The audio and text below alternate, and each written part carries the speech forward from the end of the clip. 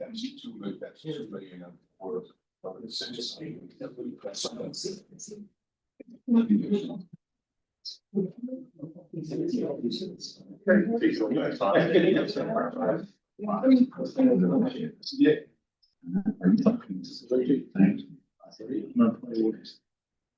One thing comes out from the little tree that's. Okay,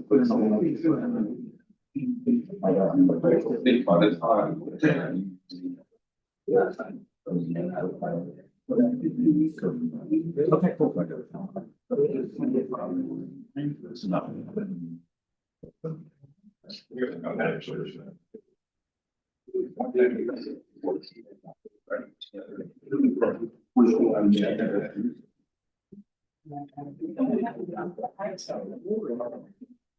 That's from the Giants and reporting your.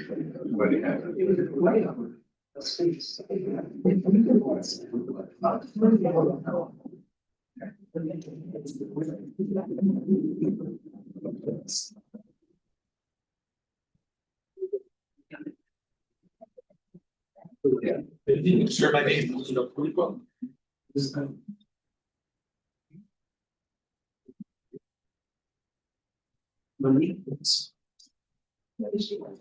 Very good. Phil, who's the owner of that property? The village. Oh, the owner?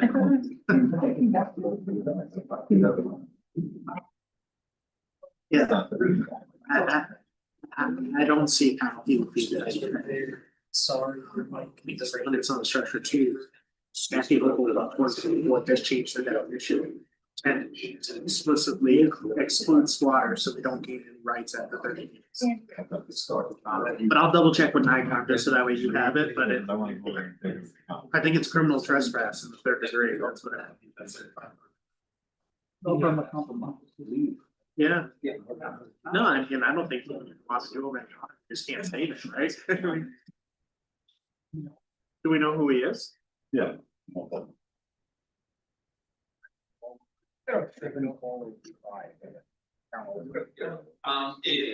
Everyone can rise for the pledge of allegiance. I pledge allegiance to the flag of the United States of America, to the republic for which it stands, one nation, under God, indivisible, with liberty and justice for all.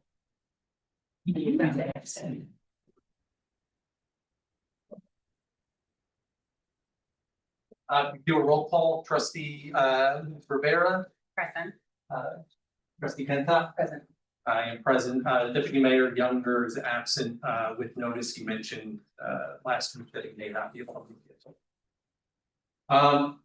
With that, I want to start off this meeting by welcoming our new manager. We now have a complete administrative staff of Mr. Warner.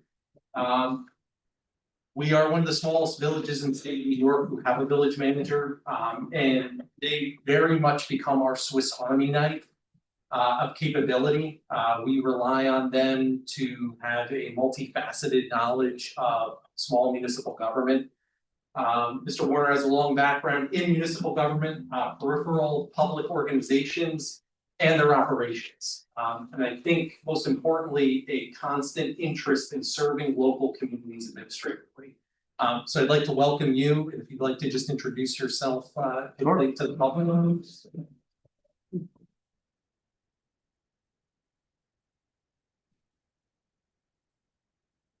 Mayor, I could not have said it better myself. Thank you. Thank the trustees. As the mayor said, I'm very happy to be here in the village of Ellenville. I come to you after serving early in the mid-2000s as the supervisor of the town of Ulster, most recently serving as a code enforcement official for the village of Fishkill. My full-time role is as the director of property management and director of operations for the Emerald Green Property Owners Association in Rock Hill and for the Emerald Green Lake Louise Marie Water Company. So I am excited to be here. Known Chief Matrician for a great deal of number of years and worked with the former village manager and former state deputy controller Ellie Auerbach for a long time. So very interested in serving the village of Ellenville here and working with residents and the village board. And over the coming months and hopefully years, we can continue to grow Ellenville in a positive direction. So we'll all be getting to know each other hopefully soon, and to see former trustee Ivy here and legislator Briggs in the back. Happy to be here, and again, I'll be here. We're gonna have some regular office hours I'll be establishing. I'm winding up my role in Fishkill now. But once we get regular hours established, we'll be posting them. So if you want to come in and meet me one-on-one, have that option as well. So thank you all, and thank the trustees, and looking forward to meeting all of you and working. Thanks. Thank you. Okay, we will jump into the approval of minutes. Meetings, short special meetings over the course of December. While we're moving through bringing on our new village manager. We also have our December 8th meeting minutes. So if I can, we can do a blanket approval, if that's all right. So if I could have a motion for the meetings of December 8th, December 15th, December 17th, December 19th, and December 31st. Any discussion? All in favor? Aye. Okay, we also have another great thing to talk about tonight. I'm gonna ask if everybody could just wait with us until just about 6:30. It's a really important thing, so I really ask for you to all stay for that. We'll start off quickly. We'll move through some of the items for discussion. The Village of Ellenville was officially awarded the $2 million CDBG funding for wastewater treatment plant rehabilitation. We got news from HCR about 2 weeks ago that we were one of the awardees. This will be offsetting money to help with our proposed $6.5 million rehabilitation from many of the design flaws that, or rather, failures of the sewer plant that we need to address in the next number of years so that we can get off the DC's naughty list, if you will. This $2 million is not a straight $2 million simply because there's an offset that we will experience with the EFC. This money becomes the funds of first resort from the EFC funding that we were awarded last year becomes the secondary funding. The EFC grant funding is 50% of the remaining amount. So there's a $6 million project. This $2 million makes this a $4 million project as far as EFC is concerned. So thus, instead of being awarded a $3 million grant amount, it becomes $2 million. So our net positive on this is $1 million. It's still $1 million that ratepayers will not have to be burdened with. And we are still working through the 0% financing side of this with EFC, which will be a huge component of, again, keeping rates down as we work through that project. Second, the chief had brought up a number of weeks ago, especially as we were dealing with kind of a back-to-back number of snowy events, potentially increasing the fee for overnight parking violations during snowstorms. The last fee structure that was implemented was back in the early 90s. So the fees have stayed stagnant for the last 30 years. The chief has observed that while the PD has been actively out there enforcing snow parking and overnight parking during the winter months, that the fee as it currently is not much of a motivator to have people stop actually doing it. And then upon review, seeing that the fee structure was over 30 years old, maybe we should consider approaching an increase. I think that is in our packets. I just didn't see the current one. There was a local law. So just to confirm, it's $25 for the first violation. It is $35 for the second, and it is $50 for the third. So I just wanted to put it as a discussion. A, if it's something that we're even interested in approaching, if it is, then we can look into having in draft language to modify the local law and consider any. So they would be in charge of. And they already do. Yep. And so what we're seeing is, I think what we're looking for is just to get compliance so that the street department can safely and effectively remove the snow from the streets. So we have these storms where, one of the things I was talking to you about, Mayor, is maybe if we could establish a part of the law that deals with snow emergencies and the ability of you as the mayor or myself to be able to declare a snow emergency and to be able to remove cars that are not going to comply. Because what we're finding out there is that it's the same vehicles day in and day out that the officers write tickets to, or that they don't move during the snow. And you could see it when you go around the streets. The plow truck has to go around them. It's during a severe snowstorm or the wind's kicking up, and hard for the truck driver to sometimes maneuver around, and it causes some accidents. But we just need to get compliance, and whether it's to raise the rates or make it simpler and establish a snow emergency, that may be the answer. the insight sheet. And actually another, sorry, Cheryl, just quickly. Does the village receive any of the revenue generated by these parking tickets at the moment? We receive it all. Keep it all. Thank you. Another item I just want to bring up, the manager can talk to the building department about this is, we have a lot of, been having a lot of issues with trash cans being left out effectively 24/7, all year long, but particularly in the winter months. I think there's a number of places that come to mind, especially on Yankee.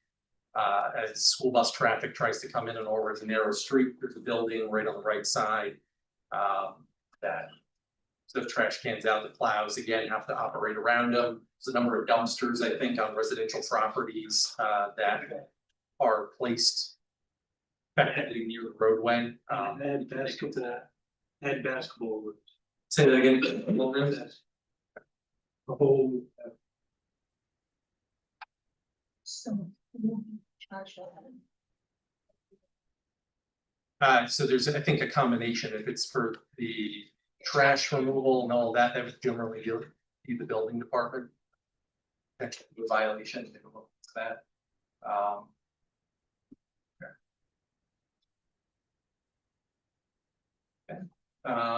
Any other discussion on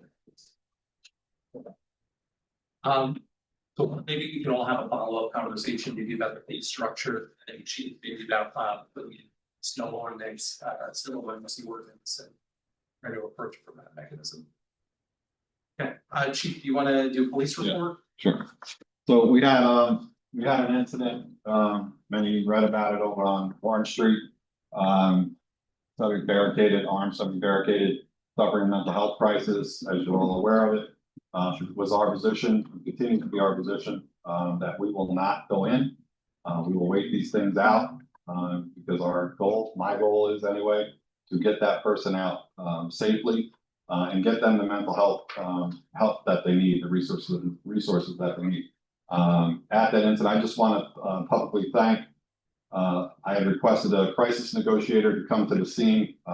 Ulster County Juan Figueroa from the Ulster County Sheriff's Department sent down Deputy Yanta. Deputy Yanta did a awesome job of talking to the individual, and after a couple of hours, the subject did surrender without incident and voluntarily, and has been getting the help that that person needs at a hospital in the tri-state area. So we will say that I want to thank the Sheriff Department. I also want to thank my partners in law enforcement that came down. The New York State Police sent their drone unit down, as well as the Sheriff Department sent their drone units down. We were able to activate that. We had the Ulster County Emergency Response Team, and we had to be able to cordon off the streets. And while it was inconvenience for some of the local residents, it's important that we keep everybody safe in the event that that thing could have went south. But we will continue to take that position. We are going to make sure that the people that need mental health help get the help that they need. We're not in a hurry. The person was in there by themselves. There's no threat to civilians other than to themselves, so there's no need to rush in. And we will continue to do this. I'd like to thank everybody that came over. It was an intense situation for quite a few hours. And couldn't have happened any worse. The rain, the ice, all happened at once. So, just want to thank everybody for that. Yes. I would like to just ask, it's a bit of a rounded question, I'm still trying to form the thought. So for that, I was actually out of town, and so I really only had social media as versions of updates, and unfortunately, it was full of just misinformation and rumor spreading and fear mongering, and it led me to think of, I believe it's the Ulster County incidents page, whereby they kind of report an incident, but then they give a very clean 2-sentence update, perhaps like 30 minutes into the incident. And I was wondering, does EPD have the resources to perhaps, you know, once identified what's going on, not even giving us a resolution, but like a very clean, small update, just to mildly combat that misinformation mill? So, you know, it's been my experience in handling several incidents over the years that you don't, it's unfortunate you can't control the narrative that social media puts out there, but we do have Instagram, we do have Facebook, and I do put out the information once I've vetted it out and I make sure that it's going to be accurate information that I'm putting out there. This was a situation that involves the rights of the individual, civil rights of the individual for HIPAA and certain other informations. And I wanted to make sure that when I put it out the next day, that it's actually the information that's been vetted out and that we know it to be accurate and true. And unfortunately, you're going to have the social media mongers that are going to put out the land of, I call Facebook the land of misinformation sometimes. And I always say to everybody here and to the public, do not listen to what's on Facebook. Look for the official press release. We'll get it out to you as soon as we can. As soon as we vetted that information out, we'll get it out to you. I say this when we do the active shooter trainings to the school and to their and to the population as a whole. But we're going to continue just to get you the information that's accurate. We're not going to play into the hands of those that want to continue to present misinformation. There was no hostage situation over there at all. That was misinformation. It's just people that were thinking that they were taking something that was serious and trying to make it into a humorous situation. I found that deplorable. But we'll put it out as fast as we can. We do have the means and the method of doing it. Okay. I had jumped over other petitioners tonight. If anyone would like to speak to the board, if you'd like to come up, please feel free. We don't have anybody else on the agenda, but anyone has anything to say. Okay. Another discussion topic I just want to quickly touch on. Obviously, also on social media, there's been a lot of conversation about the warming center this year over at the Hunt Building. Last year, for just a little bit over a month, Ellenville Regional Hospital supported as an operator with county funded warming center at the Hunt Building. So it's been long talked about. Our county legislator, former county legislator John Gavaris, jumped in to try to facilitate that. And we were able to make it work, certainly on a trial basis. Obviously, we have a need again this year. We've been working for the last couple of months with the county and the folks at the Second Iglesias Church to try to make it happen again this year, an overnight warming center at the Hunt Building. It's challenging. I know a lot of people want to see it happen. I think everybody in this room probably wants to see it happen. There's a lot of particulars. We will likely be the only other operating warming center in Ulster County. And it just, I think, demonstrates the difficulty of doing these things, especially in the environment that we exist in nowadays, both from a litigious aspect and insurance aspect. And I would emphasize the latter part of that as our holdup right now. We're in constant conversation with the county and the church trying to get past that last step. And I'm hopeful that we'll still get over the line, but I get everybody's frustration, but it's not without effort. And I'm hoping that we can figure this out and that it can serve as a model for years forward. This year would still be very much a learning experience for us, for them, and really everybody involved. In Kingston, the county's warming center there operates at the church's location. So you have the operator operating their own space. In this case, they're operating ours, which is, I think, the unique situation of that. So hopefully we figure it out, and we'll keep you posted. And we can get it open as soon as we possibly can. Okay, with that. Clinton Avenue Bridge Watch. So we are hopeful to have some, I hope, productive conversations with maybe the last two property owners that we haven't gotten clear answers for about the right of way acquisition. If not, we have to very quickly move forward with the donation and having the domain of those properties. There is a clear and desperate need to see that it'll be completed.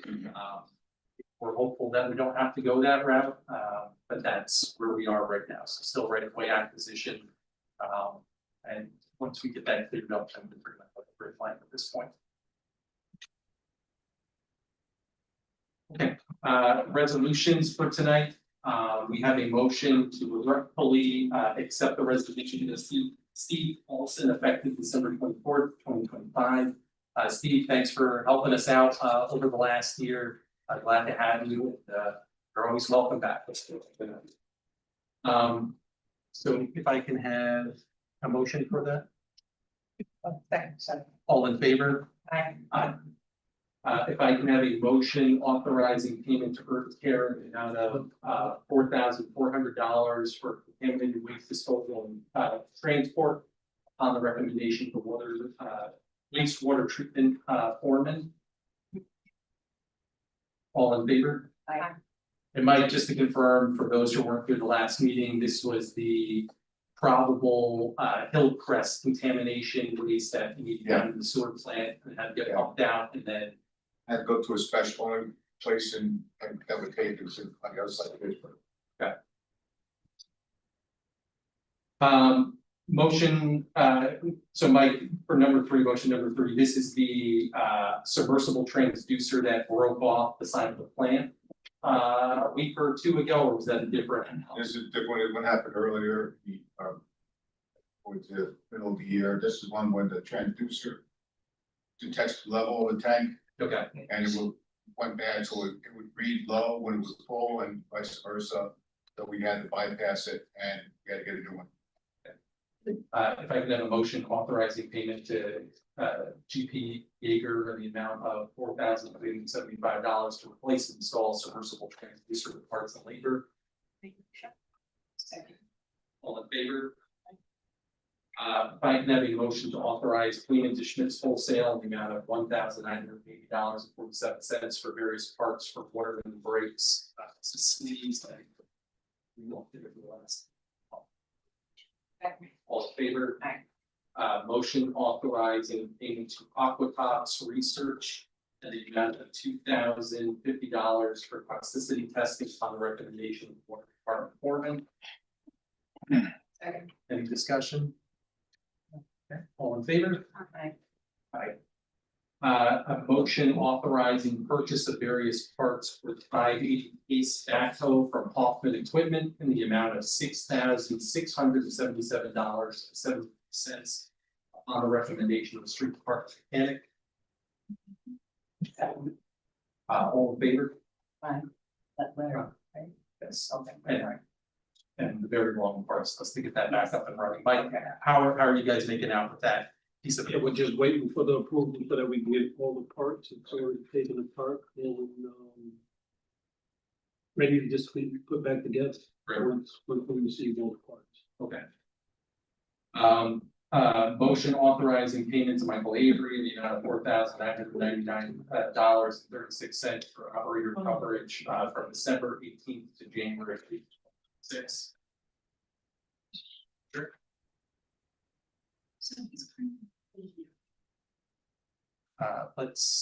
It's gonna go into personnel.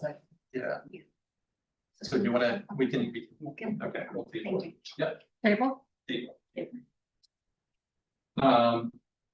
So I can have a motion authorizing payment to Daniels Collins in the amount of $192.46 for mileage from November 25th, 2025 to January 9th, 2026.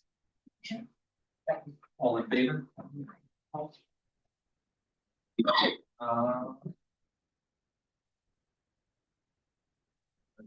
Sure. Okay, so I'm going to invite Melissa Rodriguez, who you may know from many past that she is both at Ellenville Regional Hospital and department. She has been participating with the Department Association over the last couple of years. Tonight, she is here to announce our 2026 Heart Survivor honoree, Paul Craft. Thanks for letting me speak tonight. Those you don't know me, I work at Ellenville Regional Hospital. I've been there for 18 years as the patient registration manager and office manager of specialty services. I also have been involved with the Greater Hudson Valley American Heart Association for 13 years. I chaired that board and also an ELT member of several boards that they have. Very involved, very engaged. With the hospital, our president and CEO, Stephen Kelly, has made it priority to our hospital to support the mission of the American Heart Association to its fullest extent possible. With us being involved and engaged in the community so much, my job is to really involve Ulster County. And being that I live in the village of Ellenville, and we had several instances where we do save lives and we don't get recognized as a community. We did have a survivor this year. The honoree for the 2026 Heart Survivor for the Greater Hudson Valley American Heart Association is going to be Mr. Paul Craft. He's not only a survivor, he's a shining example of resilience, courage, and what the work of the American Heart Association represents. His journey is one that inspires us to continue fighting for better outcomes, greater awareness, and equitable access to life-saving care. The Greater Hudson Valley consists of Putnam, Orange, Dutchess, Orange, and Ulster, and part of Rockland, so it's huge. So to be able to be recognized for this award and to speak at the Heart Walk is pretty honorable. But also the Lifesaver Award is going to John Paulson for this event as well. So as we prepare for this, I'm going to read the story that's actually been publicized today. And I would love the Craft family to come up here while we read this.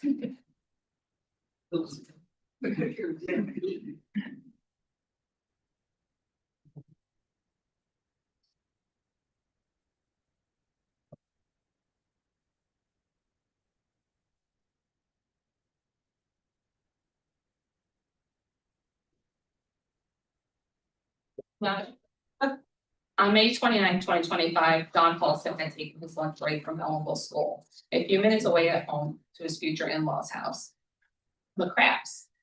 He had just headed back to the school when he heard Stephanie Kraft shouting for help. Inside, Paul Kraft, 60 years old, had collapsed. Stephanie called 911. John left his car in the street, ran back into the house, and started CPR immediately. Paul is a retired police officer with the Village of Ellenville Police Department and was home. Stephanie Kraft said he was walking across the house into the kitchen and he bumped into the kitchen island. I was sitting at the kitchen table and I looked up and watched him crash into the wall. I froze for a second, then screamed for John, who called 911. 911 stayed on the phone and spoke with John as he did CPR. Within 3 minutes, 2 of the Ellenville School resource officers have also been at lunch arrived. They had a portable AED in the car and begun using it on Paul. They had heard the 911 call, and when people heard 60-year-old male and the name of the street, they knew who it was. Stephanie said it hit very close to home for everybody. The chief of the Ellenville Police Department had found his way to Kingston when he heard the call and quickly arrived at the Crafts' home. The ambulance also arrived quickly to take Paul to Ellenville Regional Hospital. Staff at Ellenville Regional Hospital continued CPR and stabilized Paul Craft before transferring him via helicopter to Vassar Brothers. When he arrived at Vassar, he had another heart attack. Paul's daughter Carly said they took him right up to the cath lab and put 5 stents in. Paul Craft was in the ICU for about 6 days. Doctors implanted the Impella device to keep his blood moving and let his heart rest. While he was in the ICU, doctors needed to change the Impella pump to get the correct size to prevent damage to his red blood cells. After 2 days with the second pump, his heart began working correctly. But after leaving the ICU, the cardiac step-down unit, fluid built up around Paul's heart and required a drain, lengthening his stay to the hospital by another week. From there, he went to the acute care unit at Garnet Health for 6 days. On June 24th, Paul Kraft returned home, and on July 4th, he rode the lead car at Ellenville's 4th of July parade. He also completed 6 weeks of cardiac rehab at Ellenville Regional Hospital after returning home. Today he's back in his post-retirement job managing the golf course in Ellenville. Best of all, on November 15th, he walked his daughter Abby down the aisle at her wedding. So as you can tell, this is very, very close to home, and I think you guys are hearing this because I know it was very emotional. It was emotional for me. And Paul, you are truly a miracle, and the hospital wants to recognize that, but also the American Heart Association, because you have been through a lot. And the goal here is for our community to get involved in the American Heart Association Heart Walk on April 25th. It is going to be hosted at Mount St. Mary. Registration's at 9 o'clock in the morning. The PD does have a team, however, the hospital has a team, and Team Carly Crafts has a team. But I believe that the mayor is going to also get a team going for the village. So we encourage businesses, family, friends, just to get involved. It's a great experience for the kids to come. We have tables that will be there for children to be involved and engaged. And then Mr. Kraft will give his story. And then John Paulson will be receiving the award as well. And they will start us off with a walk. So I thank you, and I thank your family for allowing us, and I thank you guys for allowing us to present this today. And our hospital is very, very involved with this. And Mr. Kelly, our CEO, is also here today to recognize that, you know, we support our community and our families.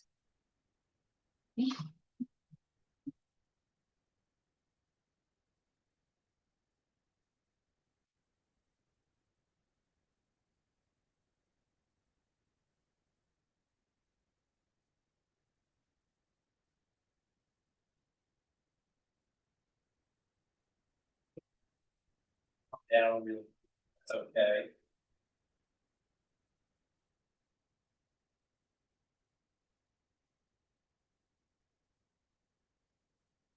We want to present you with plaque. The honor of being a survivor, the courageous heart, the unbreakable spirit, the story that will inspire everyone who ever has to deal with something like this, and I hope not many people do. The village of Ellenville is proud to call you part of our family.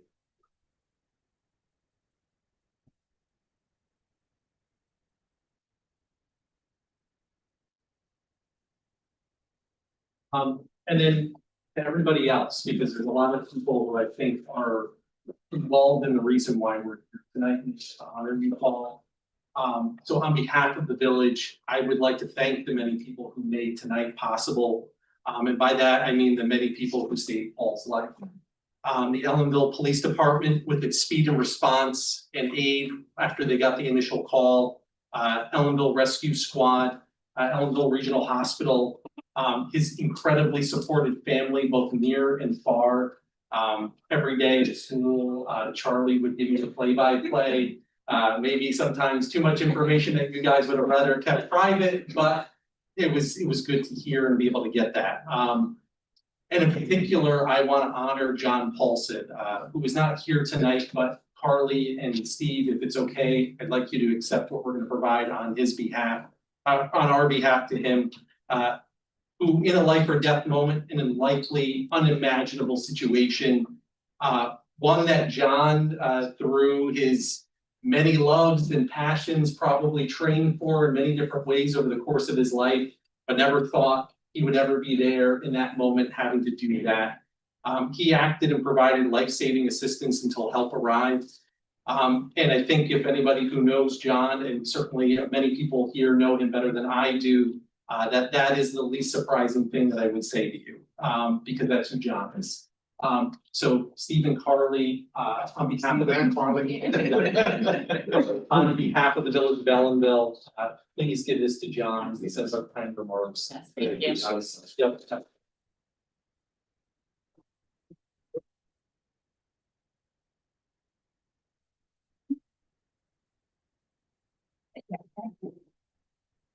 Oh, yeah. Yeah. Thanks, sir. Thank you.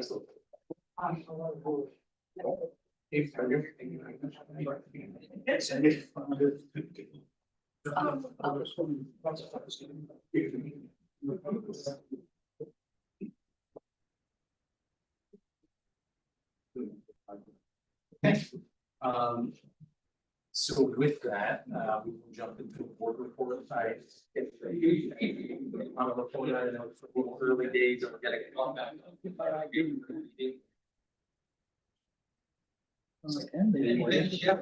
Department people, community, upcoming events, and things you might want to speak about, you certainly wear that hat as trustee Ken South.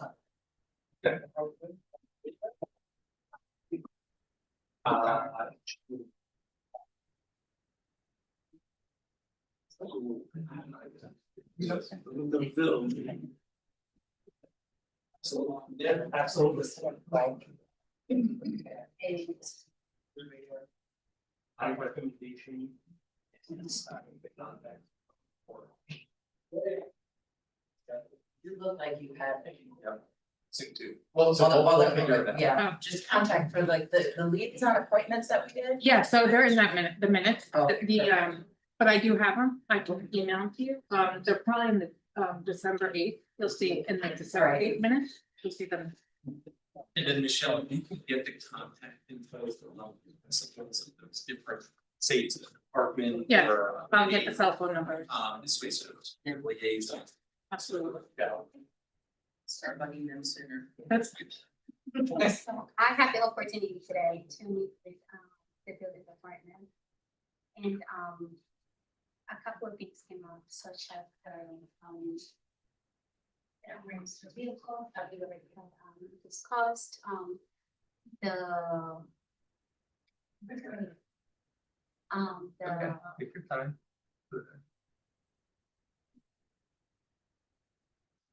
Shipping container. yeah, the shipping containers that we need to start, we need to figure out, Sorry. Like a little closer. I mean, I don't need the mic, I talk loud, I'm just. There you go. Fine. Thank you. I sat down today with the building department. And a couple of concerns came up, such as, the vehicles that are parked in properties are not supposed to be there, they're not registered, they don't have, license plates, etc. The shipping container situation that's happening currently in the village, we need to figure out some type of law or something with the zoning board to limit them on where they are, like the buses out in Clinton, right? Clinton Street. So like a lot of the things that already were discussed last year, he sat down with me too and kind of gave me the whole load. And yeah, so I'm going to be working on that because I like to be I'm a hands-on person. So Good. That's why we have liaisons. Yeah. Don't hesitate. That's why Okay. they're there.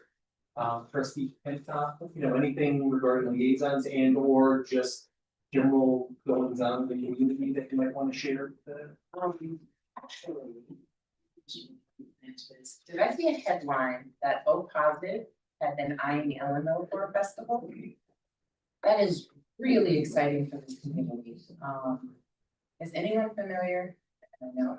Yeah, so do you wanna kind of share what O Positive is? Sure, I sat on a panel discussion at Mohawk last year with the founder, Joe, I forget his last name.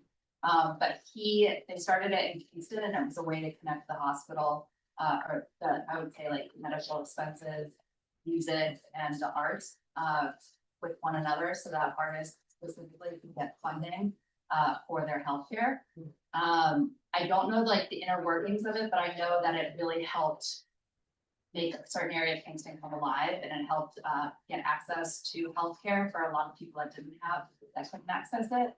And through our panel discussion last year, he learned about, I mean, he knows of Ellenville, but he's Kingston centric, so he got very excited about the potential to collaborate with the hospital and bringing a festival to us. It's a very intense healthcare, music and arts collaboration that's very community based. My colleagues at the Institute for Family Health go to provide preventative education. We table, we do outreach, we do referrals and resource sharing. So to bring the eyes, because this is something that's also attended by all parts of the county. So to bring eyes, participants, and really that level of collaboration to Ellenville, it's an exciting opportunity. So if, this comes up in any of your respective conversations, really jump into what it can do for your respective niche in the village. And then I'm just going to jump in head first and try and wing it because I'll just walk across the parking lot above the hospital as often as I can, so. It'd be nice not to commute to Old Providence in the future. Cool. So, Okay, so, the NAACP having a public meeting on January 20th. We are going to be speaking about protecting our immigrants neighbors. And on January 18 at 4 p.m. at the Ellenville Reformed Church. actually, for the NAACP meetings, they broadcast those on the internet, right? Yeah. On January 18 at 4 p.m. at the Ellenville Reformed Church, they're going to be having Reverend Dr. Martin Luther King commemorative service. They're going to be having their I don't know how to say that word, commemorative service on January 18 at the Ellenville Reformed Church. Talking about our jobs. The recreation department will be putting out the information for Camp Shawangam. We are going to be having Camp Shawangam. I know a lot of community members were worried because the Ellenville pool will be closed for the next 2 seasons. But I do want to let the community know that the town of Worthing also manages the Kenhanson pool. So the kids will have access to pool time every single day. So that will not be a problem. We are also working on putting out a summer basketball hoop program for our teams to keep them busy over the summer. And flag football is also coming back. So we do have things happening for the kids. And as always, I know I was out for a long time due to my injury, but now I'm back and the senior program should be starting back up. We're just waiting on some logistics with the county, but after that, we should be able to go back to the Fruity Center to have our meals every Tuesday and gather with the senior program. Chris? Where will this NAACP meeting be? No, the January 18th at the Reformed Church, the January 20th is gonna be at the Trudy Center. Oh, Sorry, when does the application start for the camp? So the board will have the plan on this Thursday. Okay. So the town of Worthing got a new website. And the website is what registers the kids, like through the website. So the website won't be ready until at least beginning of April. Okay. So I did a proposition to go back to like paper registration for the kids in order to get them going. If that goes through, we can start February 1st. Okay.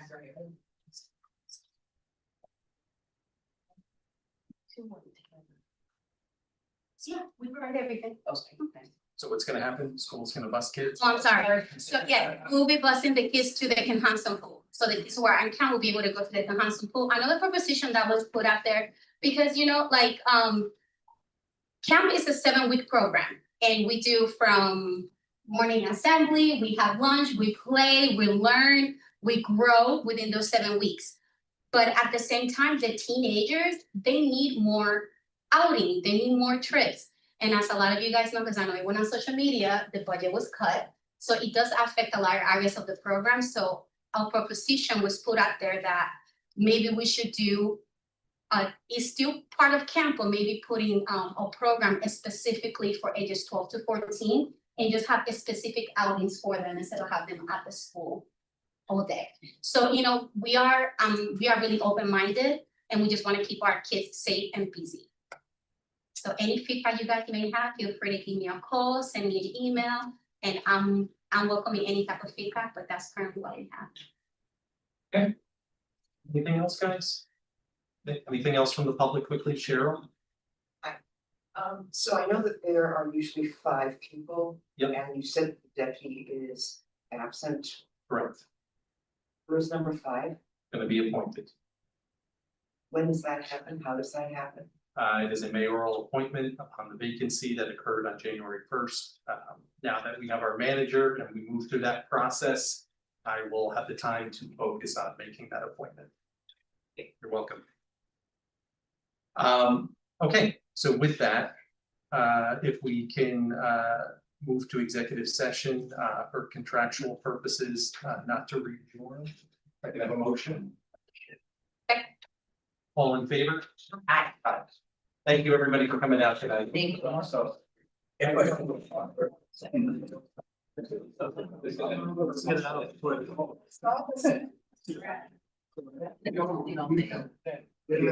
welcome on board. Thank you. Okay.